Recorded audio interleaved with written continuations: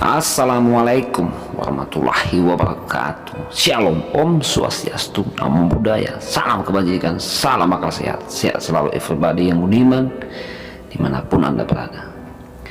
Saya, Anda, atau siapapun tidak akan pernah mampu menyenangkan hati semua orang.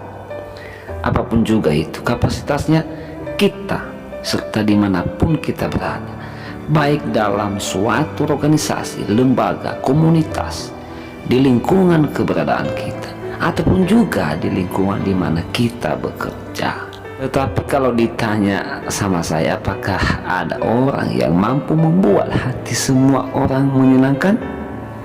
Tentu ada, yaitu orang yang paling munafik. Soalnya membenci atau dibenci ini merupakan hal yang normatif, bukan suatu masalah baru atau hal aneh. Kita punya hak untuk tidak suka atau membenci orang lain, dan sebaliknya juga. Tetapi, sekali lagi tetapi, hal yang mesti kita tahu adalah sebelum membenci seseorang tersebut, sadari terlebih dahulu apa dasarnya Anda membenci dia. Apakah Anda membenci seseorang tersebut karena kepentingan kepribadian Anda, atau juga hanya sekedar tidak suka saja, atau juga hanya pengaruh hasutan teman atau orang lain, atau ada sesuatu tindakan yang merugikan kelompok atau kepribadian Anda? Bebas-bebas saja, tergantung kualitas berpikir kita ya. Subjektif saya, sebelum kita membenci atau terpengaruh oleh orang lain, hendaknya kita posisikan diri kita terhadap orang yang kita benci tadi. Sederhananya begini, bagaimana bila kamu itu di posisi orang yang kamu benci tadi? Ingat ini, jangan hanya karena Anda membenci seseorang, Anda kehilangan nilai-nilai kebenaran dan keadilan di dalam dirimu, terlebih-lebihnya kepada orang yang Anda benci. Sekali lagi, jangan hanya karena Anda membenci seseorang tersebut kehilangan nilai-nilai kebenaran dan keadilan yang ada di dalam dirimu. Mengapa saya bahas tentang kebencian ini? Sebab sangat fundamental sekali hal ini terjadi di sekeliling kita. Mudah menjustifikasi seseorang, mudah melabeli seseorang pada narasi-narasi dungu, dan selalu menganggap kelompoknya paling benar, menganggap sukunya yang paling benar, menganggap agamanya yang paling benar, dan yang lainnya dianggap buruk, ditertawai, dicemooh, dianggap lemah, dan sebagainya. Ini bukan hanya masyarakat biasa saja yang melakukan tindakan-tindakan ini atau pikiran-pikiran seperti begini, tetapi banyak sekali tokoh-tokoh besar yang sumbu pikirannya kerdil dan titelnya hanya simbol saja. Seharusnya mereka menjadi contoh teladan bagi kita semua. Malah sebaliknya yang terjadi. Hendaknya kita jeli dan pandai-pandai, jangan hanya mengikuti seseorang. Kita lihat dulu siapa contoh yang kita teladani.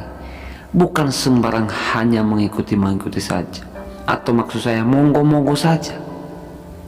Nalar atau akal sehat kita harus dipakai semaksimal mungkin supaya tidak mudah dibodohi atau mudah diajak kepada hal-hal yang negatif atau yang tidak baik.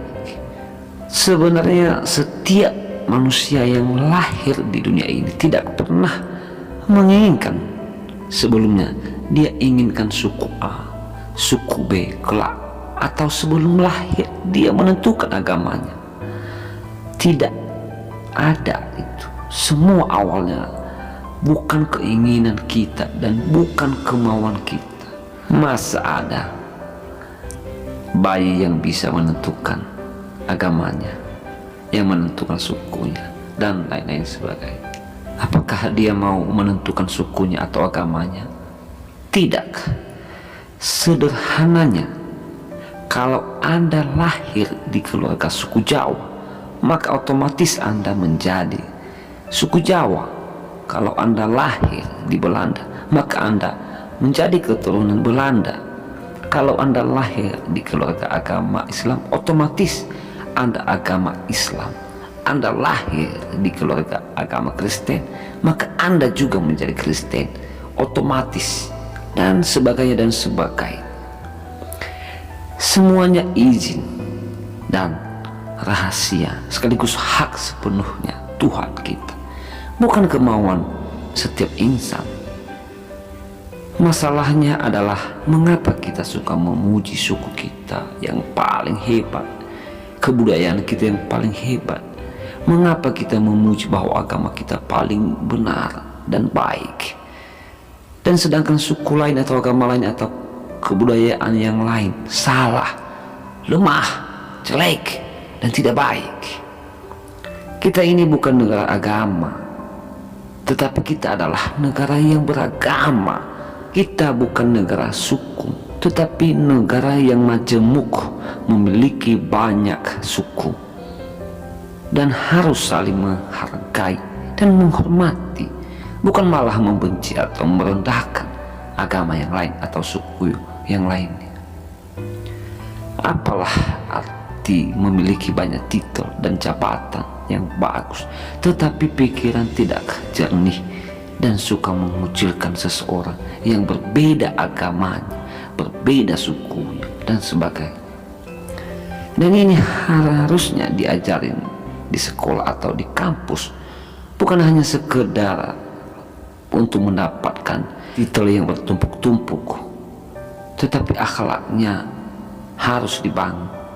Kemudian saya terkadang emosi tetapi terkekeh-kekeh juga bahwa seseorang yang mampu berpikir kritis, lugas, dan berani berbicara yang benar selalu dimusuhi, dibenci, dan diusahakan disingkirkan. Kebalik, sebagian besar pikiran-pikiran manusia ini, bahwa yang sebenarnya dan yang seharusnya yang dibenci itu atau yang dimusuhi tersebut adalah hal-hal yang tidak benar, hal-hal yang melanggar aturan, hal-hal yang merugikan orang lain, kebusukan atau orang-orang yang suka menghasut orang lain dengan narasi-narasi menyesatkan atau yang mencari keuntungan secara sistematis, melakukan manipulatif. Analisisnya sederhana begini, bahwa orang-orang yang membenci itu disebabkan satu, pikiran orang itu sendiri. Biasanya disebabkan kalah saing dia atau ada hal di dalam diri kita yang tidak bisa dia capai, jadi otomatis timbul kecemburuan, kedengkian, dan Anda dibenci. Sedangkan yang kedua adalah disebabkan oleh kelakuan kita sendiri, seperti mempertontonkan atau tindakan-tindakan bodoh kita, atau karena kita tidak ada attitude atau kesopanan atau hal-hal buruk yang lainnya. Jadi pahami dahulu Anda dibenci sebabnya apa. Jangan juga kita mental block atau tidak tahu diri. Oke, jadi sahabat everybody yang budiman, marilah kita bersaing dan maju dalam hal apapun itu dengan tidak menyikut, menjelekan, menjatuhkan, dan membenci teman atau orang lain, dan sekaligus mengedepankan nilai-nilai kebenaran, bukan nilai-nilai pembenaran. Sekali lagi, bukan nilai-nilai pembenaran. Anda bisa hebat kok, agama Anda atau suku Anda maju, tidak mesti memujinya setinggi langit, dan tidak dengan merendahkan agama atau suku atau kebudayaan orang lain. Sekali lagi, jangan pernah takut dibenci, jangan pernah takut untuk menolak bila sesuatu hal tersebut tidak baik atau negatif. Jangan hanya suka mengikuti saja. Jangan karena takut Anda dibenci atau tidak diterima kelompok tertentu atau teman Anda, maka Anda hidup dalam kepalsuan dan dalam kemunafikan, atau memakai jati diri orang lain juga. Jadilah dirimu sendiri.